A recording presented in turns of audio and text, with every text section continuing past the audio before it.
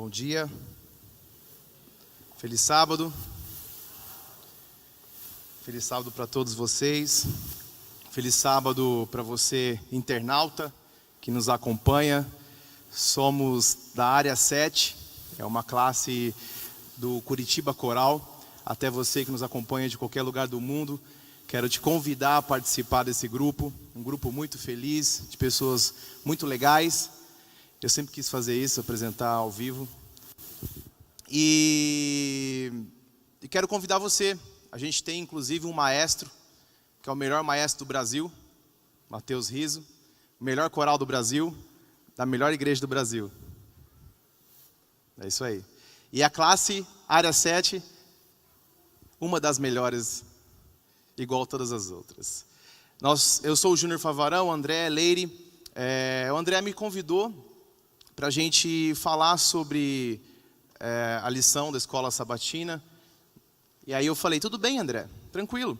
Então eu vou ver qual que é o tema que a gente vai falar. Tranquilo, só Daniel. Eu falei, Daniel, André, se você quiser também, a gente faz Daniel, Apocalipse. Tranquilo para mim. Então estamos aqui, não somos teólogos, somos meninos esforçados, que quer falar um pouco de Jesus para você, um pouco de Deus para vocês, ok? Bom, eu quero eu quero contextualizar um pouco essa história, porque não sei se vocês também têm essa dificuldade. Eu tenho uma dificuldade às vezes de entender a história no tempo, o que está acontecendo, quando está acontecendo e onde está acontecendo. Aqui é um pedido para os pastores, quando for falar uma mensagem de algum personagem bíblico, fala para a gente em que momento da história isso aconteceu. Contextualiza. Não sei se vocês têm essa dificuldade. Por eu ter essa dificuldade, eu gosto de contextualizar quando que isso aconteceu e onde isso aconteceu. Bom, onde aconteceu, a grande maioria das histórias aconteceram no mesmo lugar. Mas a história da lição dessa semana, inclusive o início dessa temporada, ela contextualiza um pouco a história de Daniel. E voltando um pouco, Jacó teve 12 filhos. Jacó se transformou o nome em Israel, se transformou nas 12 tribos de Israel. E essas 12 tribos elas se dividiram em 2 reinos. Tá? Então o reino de Judá, que é o reino do sul, que são as 2 tribos, Benjamim e Judá, e o reino do norte, as outras 10 tribos, e elas viviam ali sempre em plena amizade. E nesse contexto que a gente vai estudar, contexto histórico, nós vamos falar de Judá. E em 722 a.C., os assírios eles varreram do mapa Israel, as 10 tribos do reino do norte. Mas em 605, o exército de Nabucodonosor, da Babilônia, dominou os assírios, consequentemente Judá. E nessa primeira campanha levou como cativo Daniel e os outros príncipes de sangue real para serem preparados a serviço do governo da Babilônia. Então, nesse tempo que surgiu o termo, inclusive, judeu. E, inclusive, o termo judeu, ele vem de uma religião abraâmica, de Abraão. Então, o povo de Abraão, primeiro eles foram chamados de hebreus, depois de israelitas e depois de judeus. Quando o povo foi cativo, nessa primeira leva da conquista de Nabucodonosor, da Babilônia, que era de um outro reino que entrou, e esse reino que ele entrou e dominou, era dominado pelos assírios, e assim por diante, Nabucodonosor passou a dominar essa região onde era dominado pelos assírios. Nessa região nós estamos falando do reino do norte, o reino do sul, do reino de Israel, o reino de Judá. Ok? Inclusive Jerusalém, capital de Judá, também teve Hebrom, mas por mais tempo foi Jerusalém. E quando o povo foi cativo para a Babilônia, eles se identificaram como os judeus, o povo de Judá. Então, daí veio os judeus, que inclusive é uma terminologia muito utilizada até hoje. Então, depois desse domínio babilônico, o rei Joaquim, até então, ele que era rei do Judá, era o 18º rei de Judá, até então ele permaneceu leal a Nabucodonosor. Até porque era mais econômico você dominar uma região e fazer com que esse povo permanecesse na região deles, e você, como um rei dominador naquele momento, ou reinado dominador, fincar sua bandeira e falar: eu mando aqui, mas fiquem aí. E eu gerencio vocês estando na região de vocês, na terra de vocês, com a cultura de vocês. Até para você ter menos impacto cultural de pegar todo um povo, ou exterminar o povo, ou pegar todo esse povo, levar para outra terra e até se adaptar culturalmente, deuses, adorações e alimentação. E vocês, inclusive, estudando Daniel, sabem que ele teve vários conflitos culturais, inclusive de usos e costumes na terra da Babilônia, por ele ser de uma outra cultura. Mas não deu certo. Não deu certo Nabucodonosor permanecer e manter o povo sob gestão dele, lá na Babilônia, manter o povo em Judá. Até porque o rei Jeoaquim, que era o rei naquela época, ele permaneceu leal, mas aí acendeu um partido político. Um partido político pró-egípcio. E esse partido político pró-egípcio de Judá se rebelou contra Nabucodonosor. E aí começou vários conflitos. O rei Jeoaquim morreu, teve o seu sucessor, um filho, que ficou 3 meses na gestão e também saiu de cena. E aí assumiu o rei Zedequias, lá em 597. Então a gente está falando de 722, o reinado da Síria, 605, o reinado de Nabucodonosor. Lembra que a contagem é regressiva até Jesus. E aqui a gente está falando já de 597. Mas também não deu certo o Zedequias. E aí o rei Nabucodonosor se cansou e falou: quer saber? Eu vou exterminar esse reinado e eu vou para a gestão mais cara, mas eu vou fazer com que esse povo levar mais ainda parte do povo cativo para a Babilônia. Não deu certo manter o reinado lá. E nessa época, a gente está falando já de 586, Daniel estava onde? Aonde Daniel estava? Daniel foi cativo na primeira leva, na primeira campanha, lá para 605. E Daniel estava lá na Babilônia, já sendo preparado para servir o governo babilônico.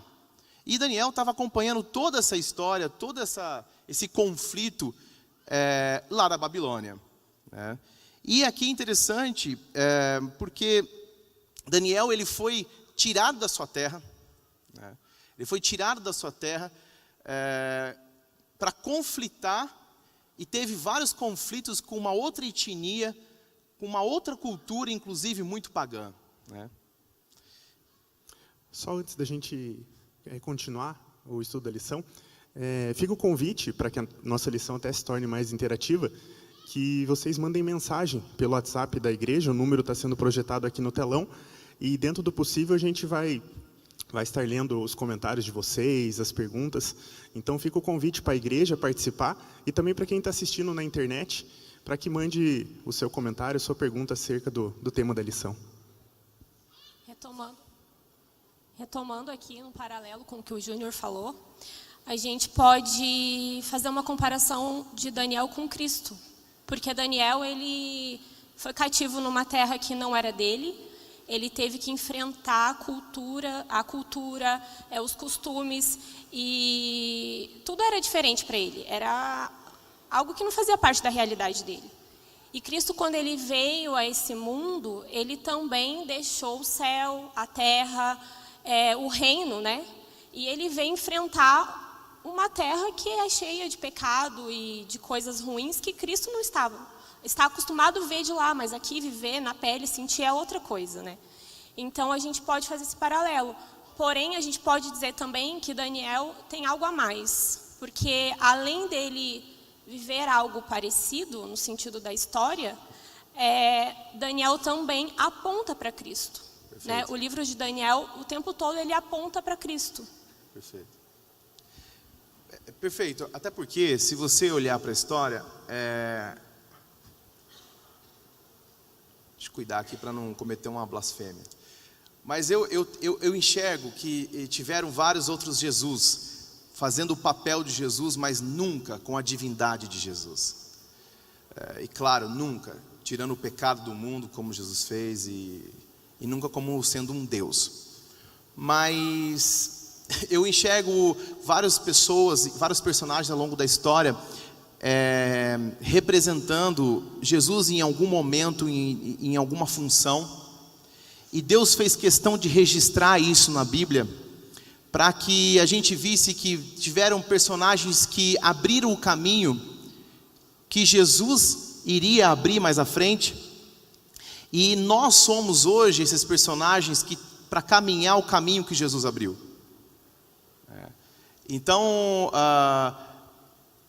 um exemplo, João Batista, estava abrindo um caminho, e quando Jesus apareceu, ele disse: eu não sou o caminho, ele é o caminho, ele é o cordeiro que tira o pecado do mundo. Mas tiveram várias pessoas ao longo da história fazendo esse trabalho, essa função, para preparar o povo para a vinda de Jesus, até preparar o povo culturalmente, para criar um padrão moral dentro daquela história, criar um padrão moral do céu, para implementar uma cultura do céu no meio do povo. E Jesus foi a própria amostra do que é esse comportamento e essa cultura que Deus estava o tempo todo tentando implementar na terra. Então, se você olhar Abraão, dele veio uma grande nação, de Jesus veio uma grande nação, hoje a maior religião do mundo. Se você olhar para Moisés, que libertou o povo da escravidão e restabeleceu a ordem. Então eu vejo sempre dentro desses dois pilares: libertar o povo da escravidão, ou da sua própria escravidão do pecado, ou de uma escravidão de um ambiente que vivia, e restabelecer a ordem no meio do povo. Moisés teve essa missão, de tirar o povo da escravidão, tirar o povo de um lugar onde ele era escravo, e restabelecer a ordem, inclusive restabelecer a ordem pelo próprio dedo de Deus, e o dedo de Deus, o Espírito, representando o Espírito de Deus, pelos mandamentos.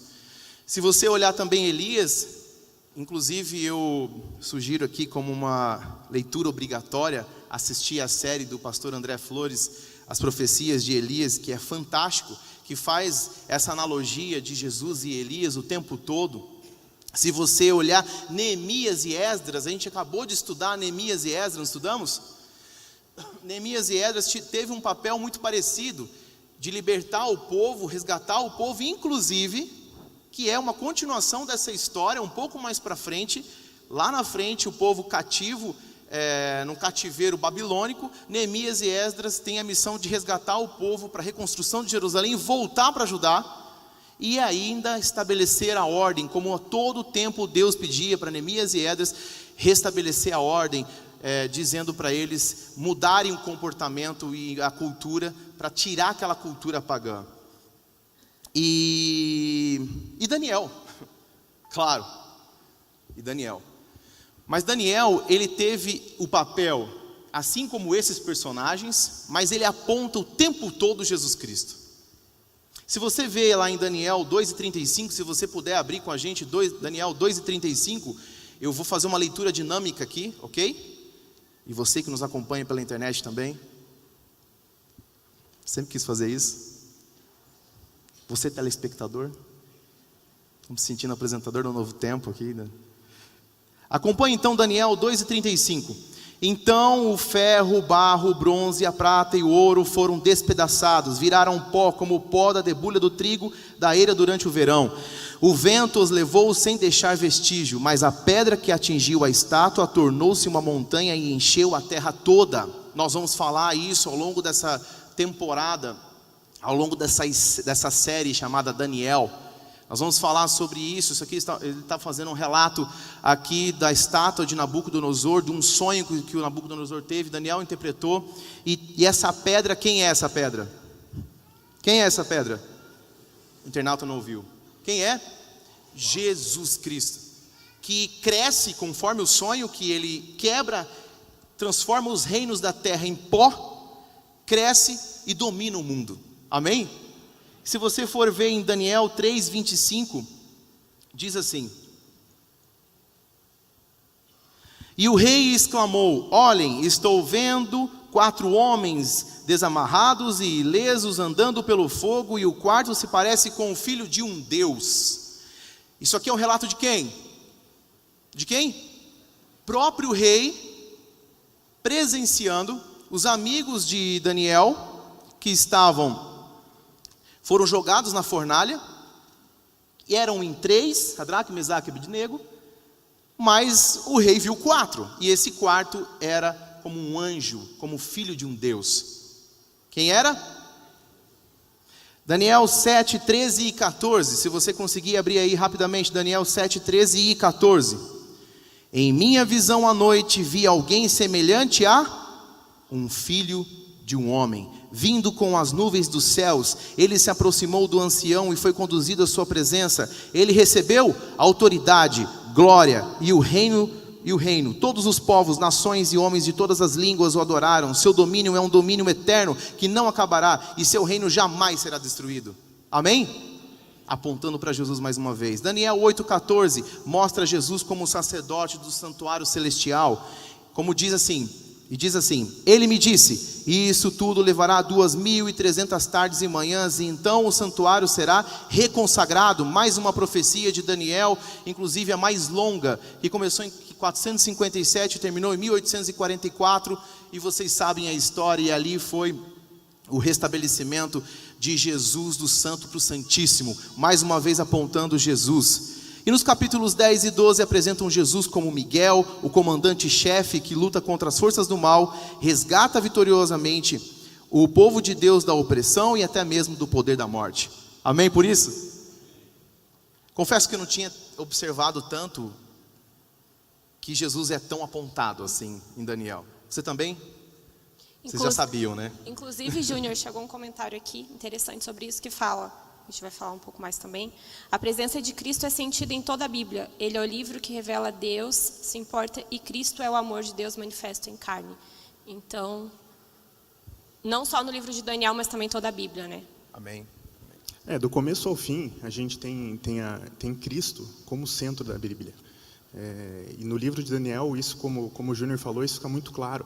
Até se a gente for ali para o capítulo 5 de Daniel, ali narra o fim do rei Belsazar, a queda de Babilônia diante dos persas, como um prenúncio do que ocorrerá no tempo do fim, quando Jesus voltará e derrubará o reino de Satanás. Então, o livro de Daniel ele é repleto de exemplos, de experiências que estão sempre refletindo para Cristo.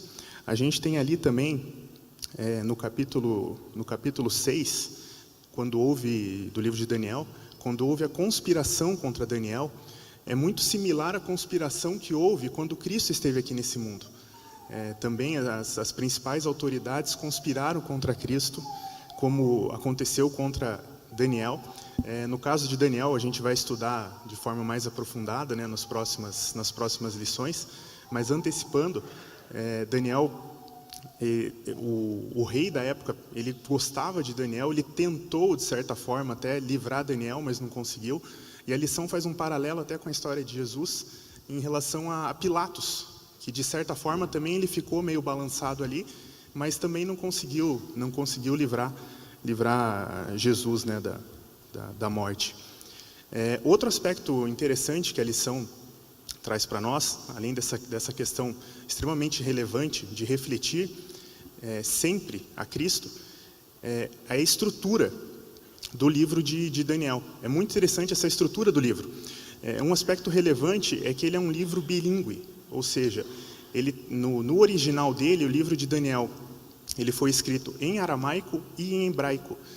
E ele, segundo estudiosos, ele é o único livro da Bíblia que apresenta essa característica. O livro de Esdras, que a gente estudou agora recentemente, ele até faz algumas menções no aramaico, porém, ele menciona decretos reais, e não é propriamente um assunto, assim, digamos assim, de conteúdo em duas línguas, como é o livro de Daniel. E, especificamente, na seção de Daniel, que foi escrita em aramaico, dos capítulos 2 a 7, ele também usa um recurso literário muito interessante, que é chamado de quiasma. Ou seja, a narrativa, ela se integra entre si, ela se complementa e, de certa forma, ela constitui um espelhamento. Por que um espelhamento? E a lição ela é muito clara nesse aspecto do espelhamento. De um lado, no capítulo 2, a gente tem a visão de Nabucodonosor sobre os 4 reinos. E, num sentido oposto, digamos assim, no capítulo 7, a gente tem a visão de Daniel sobre os 4 reinos. Aí, afunilando para o centro, a gente tem no capítulo 3 de Daniel, que Deus livra os companheiros de Daniel da fornalha de fogo ardente.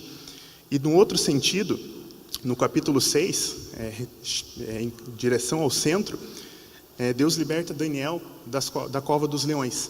E chegando para o centro desse espelhamento, no capítulo 4, nós temos o juízo sobre Nabucodonosor, e no capítulo 5, o juízo sobre Belsassar. Então, nesse espelhamento, o assunto mais importante, ele sempre está no centro. E no caso específico dessa parte do livro de Daniel, são os 2 juízos, o sobre Nabucodonosor, que foi um juízo transitório, quando ele foi retirado ali temporariamente do trono, e o juízo sobre Belsassar, que foi um juízo permanente. E esse aspecto, simbolicamente, ele representa o poder e a majestade de Cristo, de Deus, que em toda a sua glória, ele tem o poder de retirar, de estabelecer, de reestabelecer reinos. Então, essa estrutura literária usada nessa parte em aramaico de Daniel, do capítulo 2 a 7, ela tem um espelhamento que converge para a soberania e a majestade de Deus. Perfeito, perfeito. Então, em cima dessa estrutura que o André disse, o livro de Daniel, eu divido ele como se fosse 4 temporadas de uma série. Inclusive, desafio você a estudar a série Daniel. Se você acha que Game of Thrones é muito bom, Breaking Bad, assiste Daniel. Os monstros, e cada história, uma mão invisível, parece até ficção, mas é real. E são 4 ciclos, são 4 temporadas, e esses 4 ciclos, eles se repetem no mesmo contexto, mudando os personagens, e acrescentando vários outros detalhes.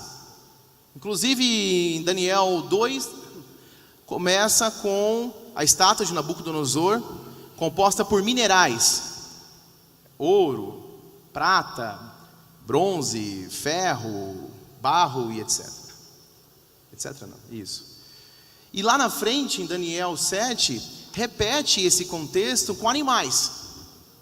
E depois vai repetindo no 3º e no 4º ciclo, na 4ª temporada. E eu quero fazer aqui um resumo bem rápido dessa primeira temporada, ok? Você consegue comigo? Abra a Bíblia, Daniel 1. Daniel 1.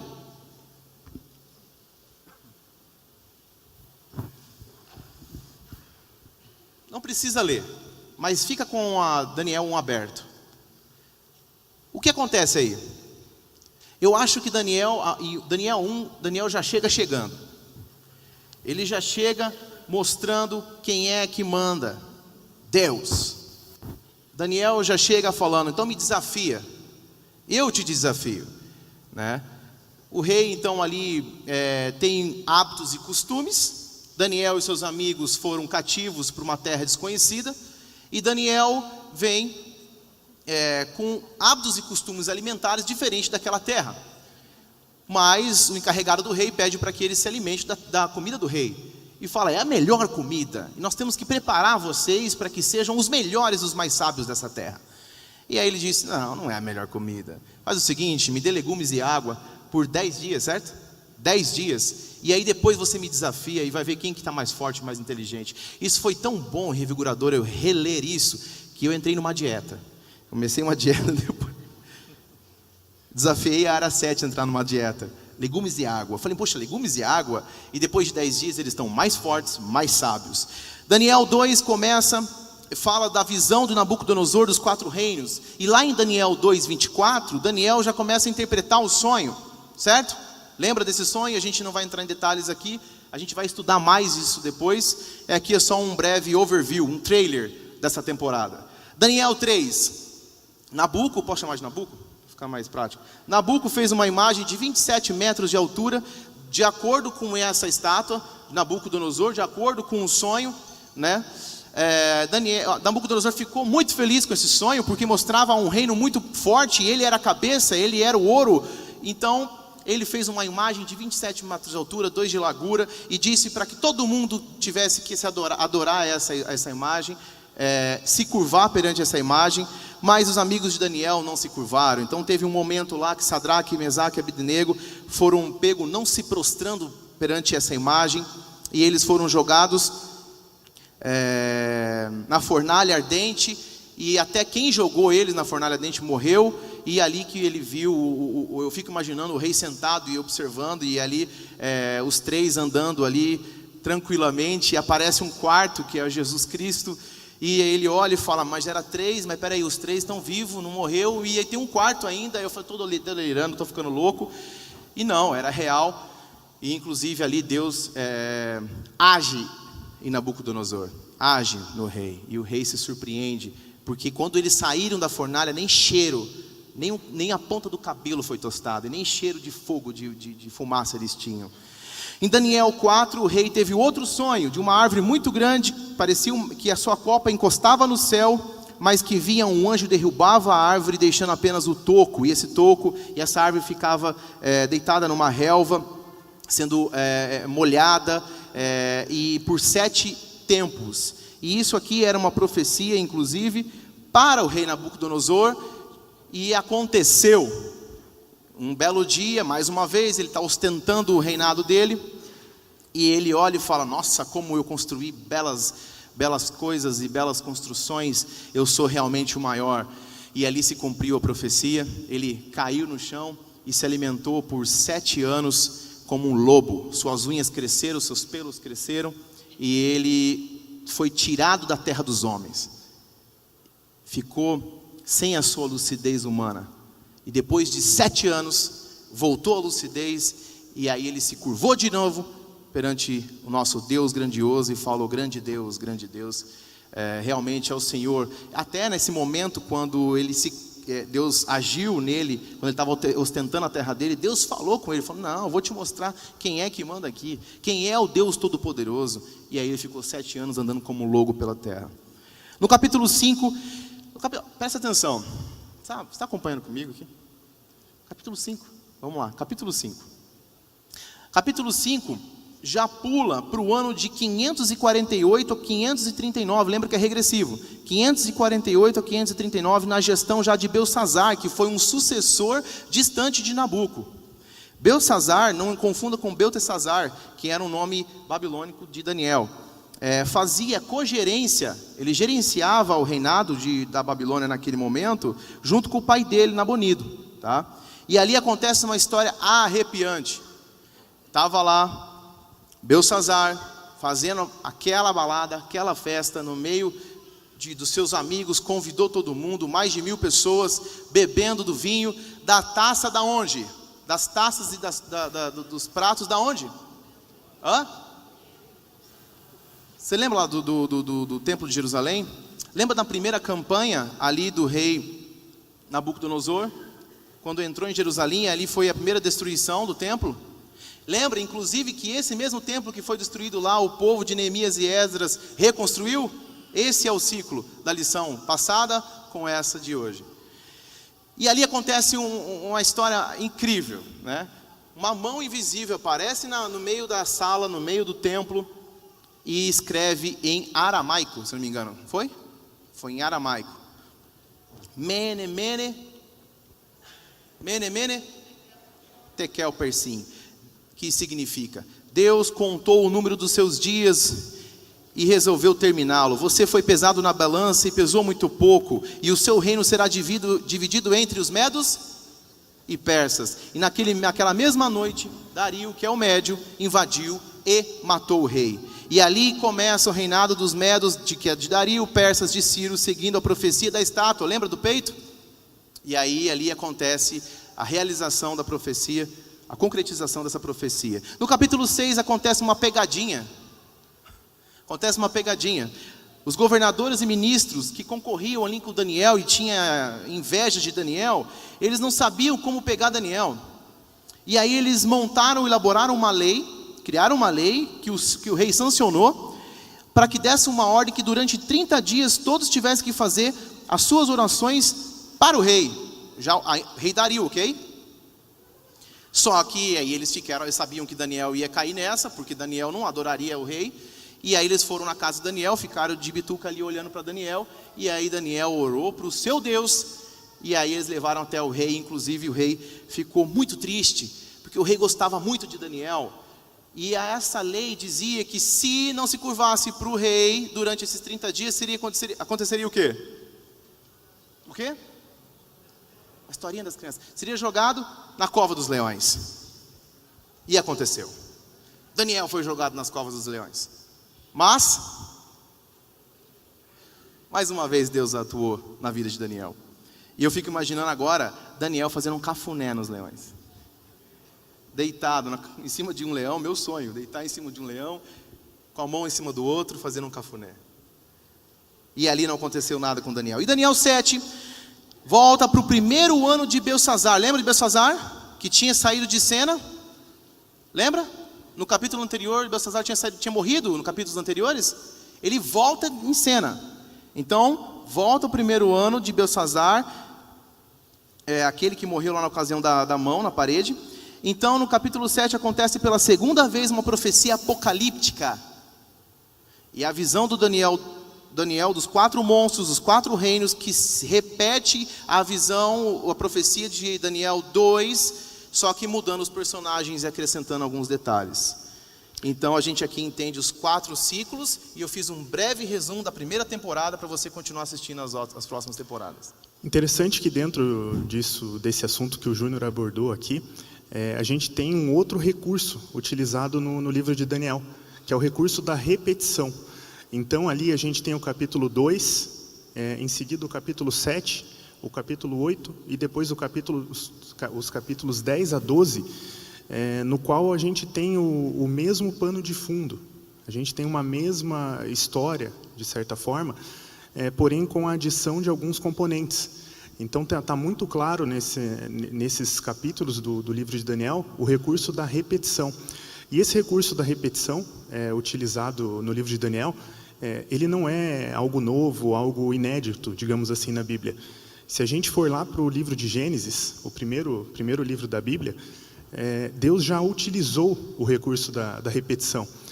Se a gente relembrar a história do faraó do Egito, quando teve aquele sonho das 7 vacas gordas que eram engolidas pelas 7 vacas magras, e depois, logo em seguida, ele teve outro sonho das 7 espigas saudáveis que eram devoradas pelas 7 espigas que não eram saudáveis. Então, esse recurso da repetição também ocorreu ali. E no sonho lá do faraó do Egito, né, se cumpriu o sonho, e naquele tempo lá, houveram 7 anos de muita fartura, seguidos de 7 anos de escassez. Então, esse recurso da repetição ele é utilizado em vários pontos da Bíblia. Leire, temos alguma participação, algum comentário? Que não seja pergunta, Leire. Nesse sentido aqui, não. Por enquanto, não. Tem alguns comentários, tem muita gente desejando feliz sábado, mandando bom dia para a gente e agradecendo aqui pela lição. Então, a gente mandar um abraço especial para todo mundo que está nos acompanhando aí de longe, de outras cidades. Tem gente do Rio de Janeiro, do Nordeste, vários lugares aí. Perfeito. Dani, a lição também fala sobre 2 tipos de profecias. Quais são? Profecias apocalípticas e profecias clássicas. Profecias apocalípticas é a profecia que mais se aproxima do ideal, do que a gente entende como ideal e correto. E o livro de Daniel, inclusive, ele é todo em cima de uma profecia apocalíptica. Desculpa, não tem a questão de ideal, né? O ideal para interpretar para o livro de Daniel. O livro de Daniel ele é mais baseado em cima da profecia de apocalíptica. Na sua grande maioria do livro de Daniel, ela é baseada em símbolos, figura de linguagem e através de sonhos. E são algumas características das profecias apocalípticas. Sonhos, inclusive lá na questão da estátua que a gente viu, em cima de materiais como ouro, barro, bronze, que são símbolos. que simbolizam reinos. Então, é uma característica muito forte, inclusive, uma característica também da profecia apocalíptica é que ela é incondicional. E vai acontecer independente de qualquer situação. E já a profecia clássica, ela é geralmente interpretada de uma forma literal. Então, ela vem sempre geralmente carregada de uma condição humana. Eu vou dar um exemplo aqui. Jeremias 18, 7 e 8 diz assim, se você quiser abrir comigo, Jeremias 18, 7 e 8. Diz assim: se em algum momento eu decretar que uma nação ou um reino seja arrancado, despedaçado e arruinado, e essa nação que eu adverti converter-se da sua perversidade, aqui uma condição, se essa nação se converter da sua perversidade, então me arrependerei e não trarei sobre ela a desgraça que eu tinha planejado. Então tem uma condição e inclusive uma proposta. Se isso acontecer, eu não vou fazer isso. Já uma profecia apocalíptica não tem uma condição, não tem uma proposta. Ela vai acontecer independente disso. Inclusive, a gente pode citar aqui o exemplo de Jonas, né, que a gente viu na lição essa semana, onde a gente observa uma profecia de uma forma mais literal, né, uma profecia clássica. Para quem quiser acompanhar lá Jonas 3, a partir do versículo 3, que diz assim, né, Jonas obedeceu à palavra do Senhor e foi para Nínive. Era uma cidade muito grande, sendo necessário 3 dias para percorrê-la. Jonas entrou na cidade e percorreu durante um dia, proclamando: daqui 40 dias Nínive será destruída. Então aqui a gente vê Jonas seguindo uma ordem do Senhor, anunciando a profecia de que a cidade de Nínive seria destruída.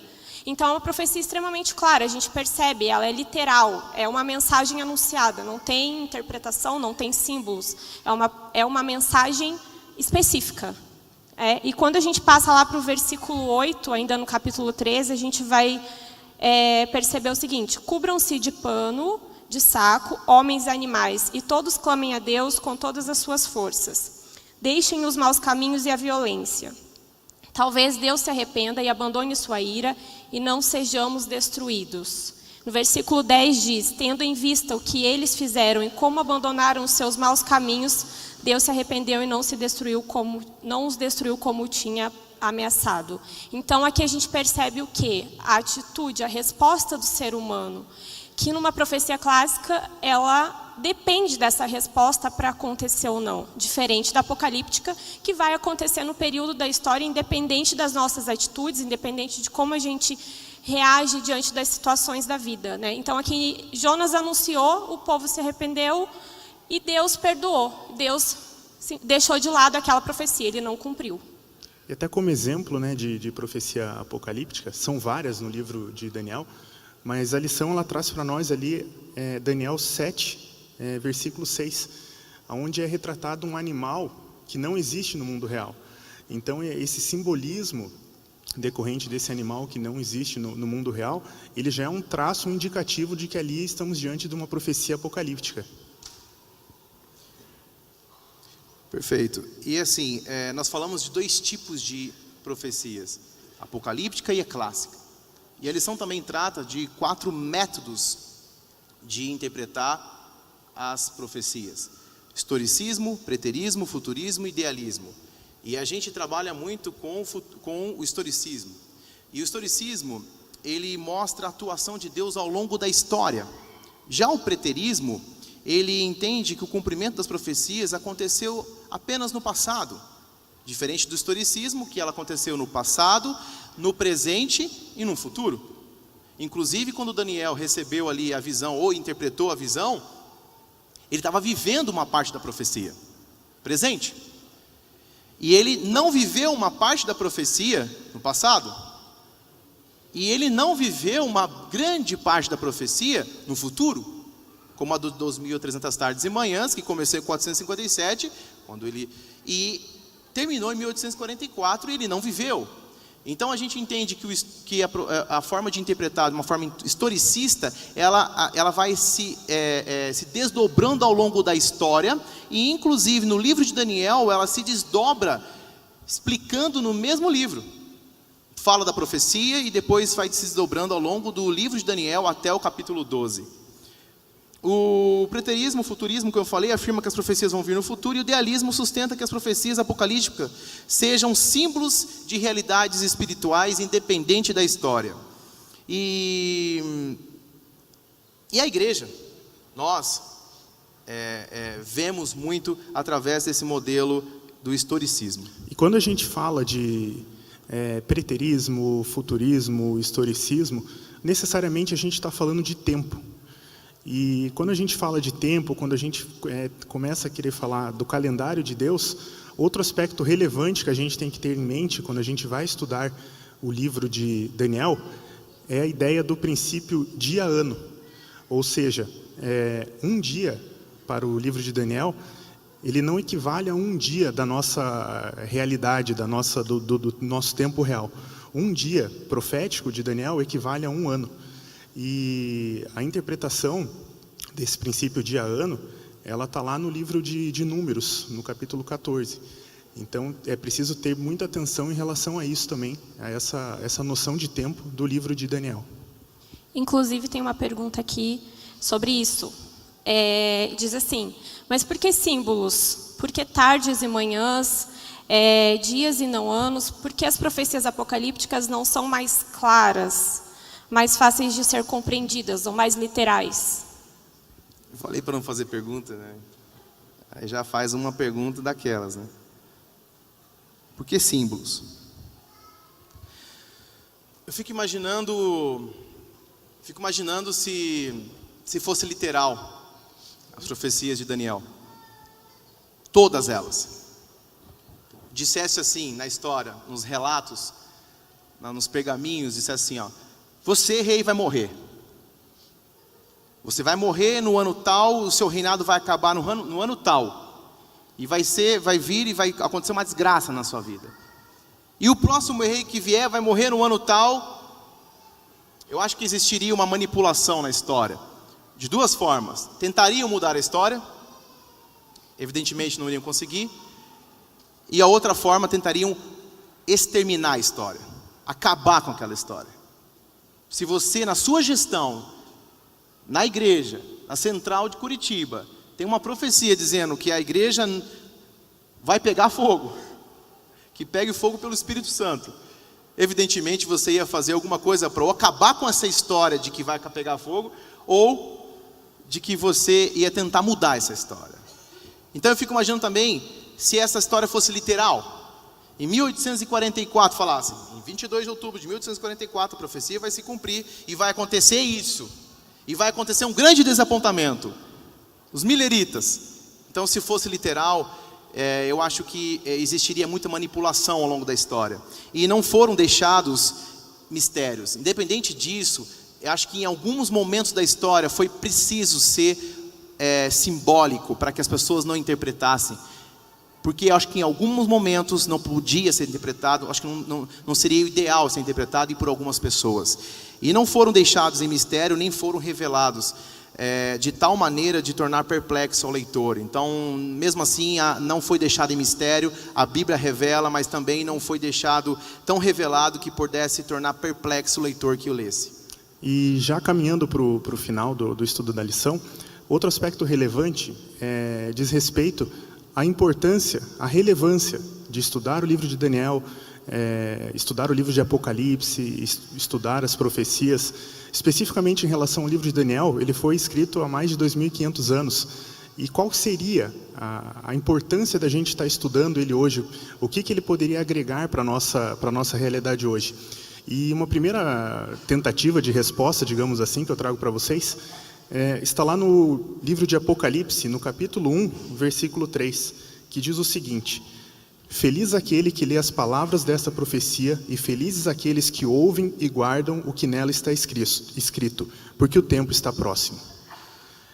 Além desse versículo muito claro de Apocalipse sobre a importância de estudar as profecias, a lição ela também traz para a gente alguns exemplos mais práticos do que o estudo das profecias, do que o estudo da história de Daniel, do exemplo de Daniel, pode agregar na nossa vida. Eu ia fazer essa pergunta agora. O que isso pode agregar na nossa vida hoje, sendo que o livro de Daniel foi escrito há tantos anos, né? A maioria das profecias já se cumpriram, como você já disse. Então, o que isso pode agregar para a gente hoje, Júnior? Existe uma grande relevância dessa história ao longo do tempo. E eu quero fechar aqui com vocês de que eu enxergo e de que Deus faz eminentes desgraças se tornarem em lindas histórias de vitória. Amém? Porque se você for ver José do Egito, né, uma eminente desgraça, Deus transformou numa linda história de vitória. Daniel e vários outros. Pessoas que pecaram, pessoas que tiveram dificuldade, pessoas que caíam. Mas o legal é que Daniel resistiu. Daniel resistiu, ele foi tentado. A história dele já estava contada como, já estava programada para derrota. Ele nasceu programado talvez para uma iminente derrota. Só que Daniel fez de tudo para se tornar fiel ao seu Deus. Ele foi levado para uma terra desconhecida e ele manteve firme nos seus propósitos. E eu vejo que Deus, ele faz com que a gente, ele fez de tudo para registrar ao longo da história aparentes histórias loucas, para que servisse de exemplo para a gente permanecer firme e forte, assim como Daniel. Amém? Eu acho que é isso. E sempre em cima de dois pilares: resgatar o povo do cativeiro. Deus tem a proposta de resgatar você do seu cativeiro, o cativeiro do pecado que a gente vive, desse mundo de pecado que a gente vive. Desde quando a cultura do pecado entrou no mundo, Deus tenta restabelecer a cultura do céu nesse mundo. Amém? Ele tenta, e ele resgata, e ele está o tempo todo resgatando, dizendo: este é o caminho. E eu vejo que essas histórias servem de exemplo de personagens que passaram por várias situações de Deus tentando permanecer, resgatando esse povo para que se comporte dentro de um padrão moral estabelecido no céu. E ele faz isso com a gente até hoje.